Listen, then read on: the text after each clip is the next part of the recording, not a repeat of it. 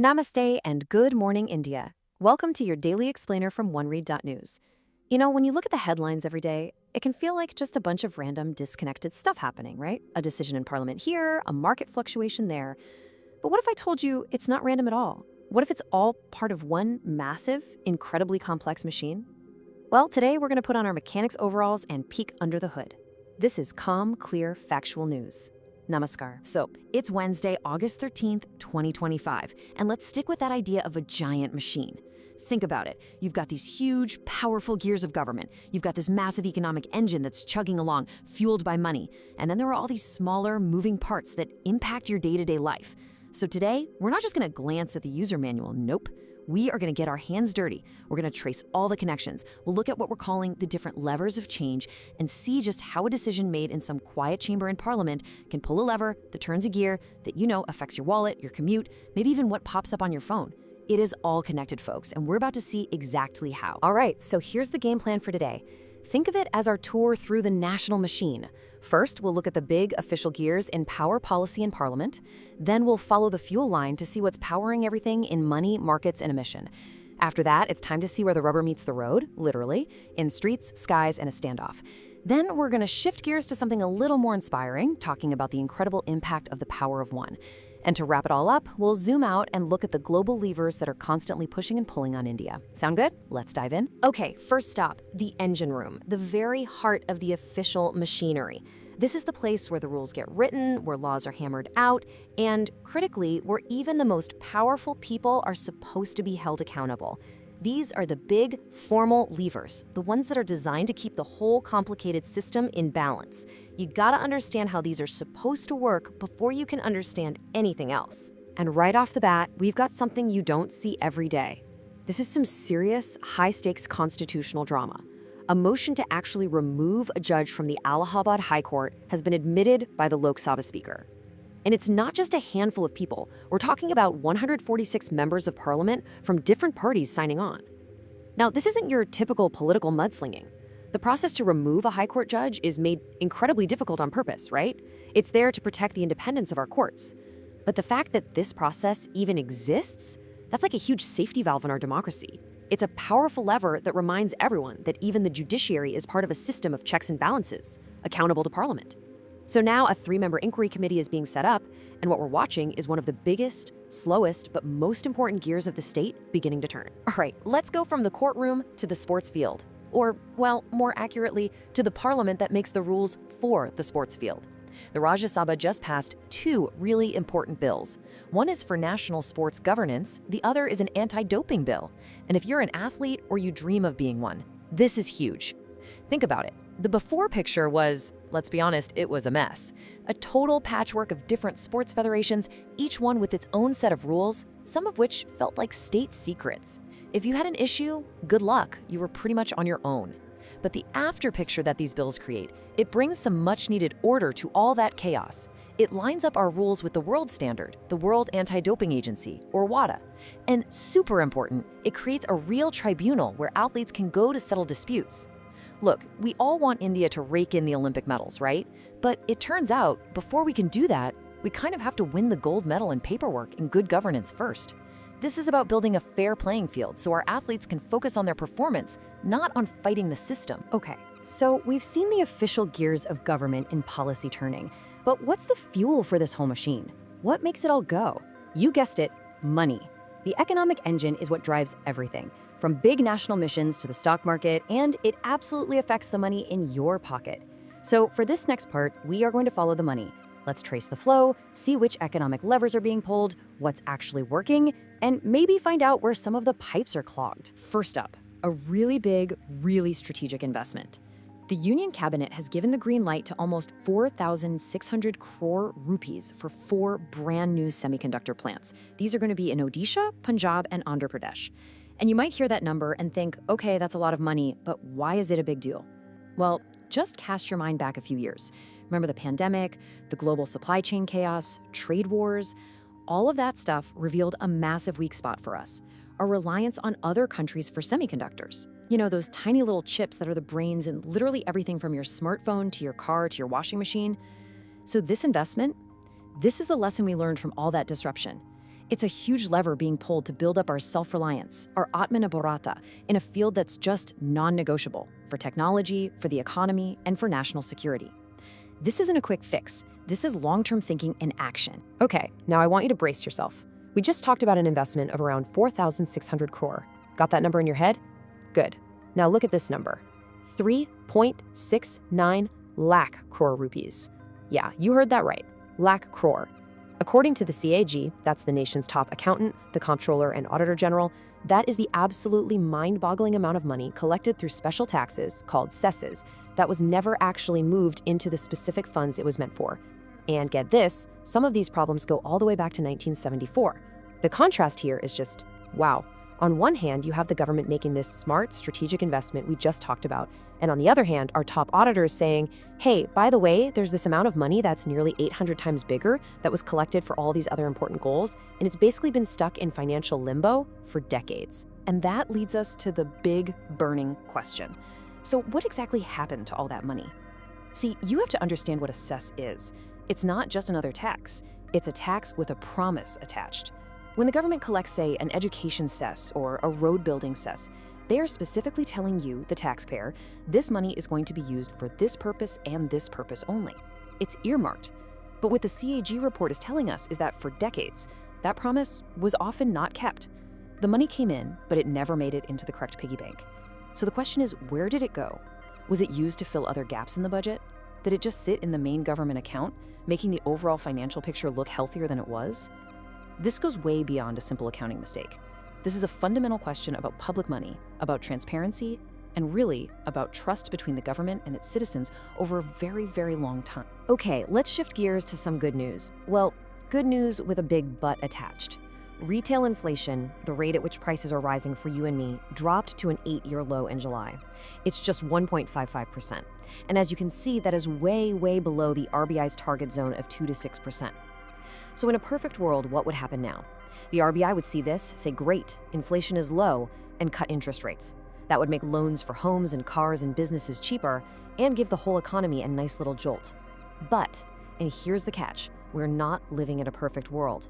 The problem is all the uncertainty coming from the global economy, especially the threat of new tariffs from the United States. And because of that outside pressure, the RBI's hands are basically tied. They can't take the risk of cutting rates, even though all the numbers here at home are screaming for them to do it. It's a perfect, frustrating example of how a global lever, in this case a trade policy decision from thousands of miles away, can pull so hard that it completely jams up our own domestic economic machine. All right, let's bring this all down to earth. We've been talking about these huge, high-level ideas, parliamentary procedure, multi-core investments, inflation targets. But where do all these grand plans and big numbers actually meet reality? Well, they meet it on our streets. They meet it in the skies above us. They meet it in our daily lives. This next section is all about that point of contact. This is where the gears of the big machine can either mesh smoothly or grind horribly against the day-to-day reality of being a citizen. And that grinding, that creates friction, frustration, and sometimes a total standoff. And you couldn't ask for a better example of this friction than the ongoing saga over older vehicles in the Delhi NCR region. The latest is that the Supreme Court has basically hit the pause button on taking any harsh action against the owners of these older petrol and diesel cars. And man, this is just a textbook policy dilemma. On one hand, you have a massive collective problem, the desperate need for breathable air in a city that is literally choking on pollution. The vehicle ban was a pretty drastic measure, but it was aimed at public health. But then on the other hand, you have very real individual economic pain. For a taxi driver, for a small shopkeeper, that old vehicle isn't just a car, it's their entire livelihood. Forcing them to scrap it isn't an inconvenience, it's a financial catastrophe. What the court's stay does is shine a spotlight on this impossible choice. There are no bad guys here. There are no easy answers. It's just a direct clash between two very legitimate, very important needs. And once you start looking for this friction, you see it everywhere. Just look at these three completely different headlines. In Old Hasanagar, the roads are so bad that the pothole problem has blown up into a full-on political showdown. I mean, we're talking about a basic failure of civic services that turns your daily commute into an obstacle course. Then, look up at the sky. Air India has to suspend its direct flights from Delhi to Washington, D.C. Why? It's a combo platter of problems. They've got their own issues with their fleet, and then their geopolitical issues with using airspace over Pakistan. Suddenly, your travel plans are held hostage by a mix of corporate planning and international diplomacy. And then back on the streets, the complex and emotional issue of stray dogs has now gotten so big that it's landed in front of the Chief Justice of India, with actor John Abraham stepping in to push for humane solutions.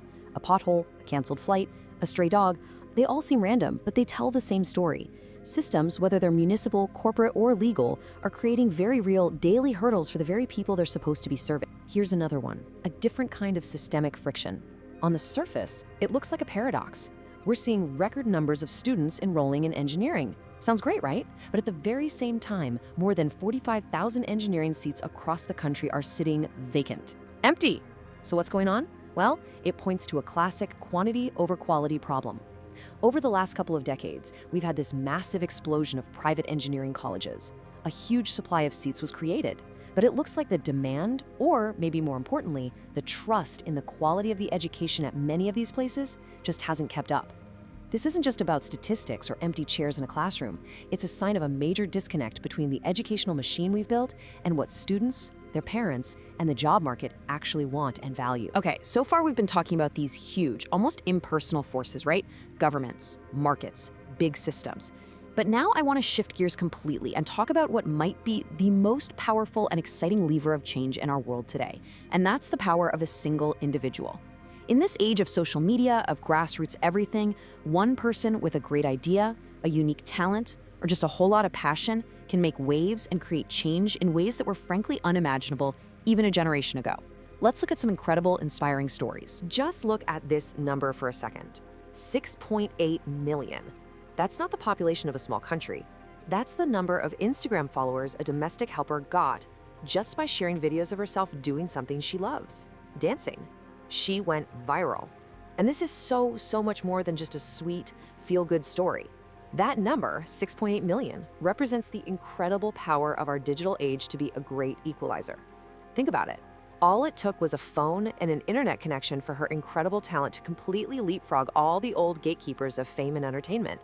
Social barriers, economic barriers, they just kind of dissolved as she connected directly with millions of people who loved what she did. It proves a point I think we all know deep down. Talent is everywhere. What's always been scarce is opportunity. And technology is fundamentally rewriting that old equation, one viral video at a time. And here's another, shall we say, delicious example of individual empowerment. You've got this 20-year-old entrepreneur from Bihar. He takes a traditional snack called tekua, made from his own mother's recipe, and he decides the world needs to taste this. But he doesn't just set up a stall at the local market. No, he gives it the full 21st century treatment. We're talking slick branding, modern packaging, savvy marketing, the whole 9 yards.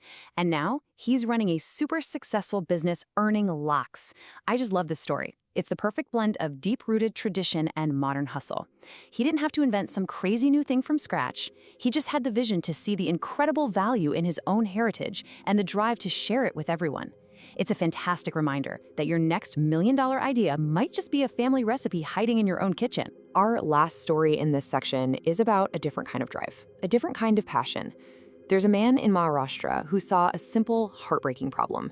Kids in rural schools just didn't have enough books to read. So, did he write a letter? Did he wait for a government scheme? No. He decided to fix it himself. He literally loads up his own vehicle with storybooks and personally drives for hours and hours to deliver them to more than 150 rural schools. He is a one-man mobile library. We're calling it literacy in motion. He saw a gap in the system, and instead of complaining about it, he just filled it with his own time, his own fuel, and his own incredible dedication. It is such a powerful example of what one person's focused will can achieve, single-handedly giving the gift of reading to thousands of children. Okay, for our last section today, I want you to take a big step back with me. Let's zoom all the way out to the global stage. Because let's face it, no country, and especially a country as important and connected as India, lives in a bubble. Events that happen thousands of miles away, decisions made in Washington or Beijing or Brussels, relationships between other nations, these all act as massive global levers. And when they get pulled, they can send ripples or sometimes full-blown tidal waves crashing right onto our shores, affecting our economy, our security, and our standing in the world. So let's do a quick lightning round of 3 key global stories that show these levers in action. First, the US has extended its tariff truce with China. The instant result? Stock markets across Asia, like Japan's Nikkei, jumped. The big takeaway there? Our markets and the world's markets hang on every word and sometimes every tweet that comes out of the White House. It's a direct connection. Second story. European Union leaders are basically making a public appeal to the US president before his big meeting with Russia. They're saying, hey, don't forget about us. Protect our interests. What's the takeaway? You can feel the anxiety. They are genuinely worried about being left out in the cold, about a deal being made over their heads that affects their security. And third, down in Latin America, Argentina's president is spearheading something called the Isaac Accords to build stronger ties between Israel and several nations there. Why is this interesting? Because it's creating a whole new pro-Israel group in that region, essentially drawing a new political fault line. Each of these stories shows just how interconnected everything is and how these global shifts will, without a doubt, have an impact here in India. Wow. So we have been on quite a journey today, haven't we? We started in the formal halls of Parliament, we followed the money through the economic engine, we navigated the potholes on our streets, and we ended up with a viral dance video and global politics. What we've seen is that these levers of change are absolutely everywhere. A lever can be a complex constitutional process. It can be a massive investment. It can be a determined entrepreneur with a family recipe, or it can be a high-stakes global summit. So I want to leave you with a question to carry with you today. As you go about your business, just look around. Where do you see the gears turning? Where do you see change happening in your world? Is it big and official, or is it something small, something personal, but just as powerful? If you want to keep making these connections with us every day, make sure to follow us on Spotify and YouTube to listen to this podcast every morning at 8 a.m. We hope that by bringing you the facts and connecting the dots without bias or sensationalism, we've helped you form a clearer picture of the world. Our ability to do this, to remain ad-free and independent from corporate or government influence, depends entirely on support from listeners like you.